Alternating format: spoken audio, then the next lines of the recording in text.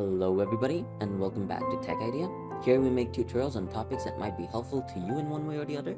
And today I'm going to be showing you guys on how you can block someone on Twitter and unblock them as well. So, you know what? I don't like this person. Why? Because they're making me hungry. I want to go here, I'll go to this person's post, and I want to press on this three dots, which is more. And then from here, I want to block, right? And then over here, I just want to press on block again, and that's it. So this person's blocked, right? Now you can obviously unblock them from here, and you can unblock them from here. So if I press on unblock over here and press on unblock again, they've been unblocked. And if I want to unblock them, I can also do it from here. It's the same process. Now, if you don't want to see this person's post, you want to mute them.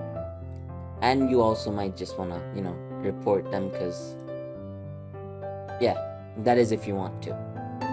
So, I hope you found this tutorial helpful. If you did, please drop a like. And if you want to see more tutorials like this in the future, don't forget to hit that subscribe button as well as that notification bell. Thank you so much for watching. Bye-bye.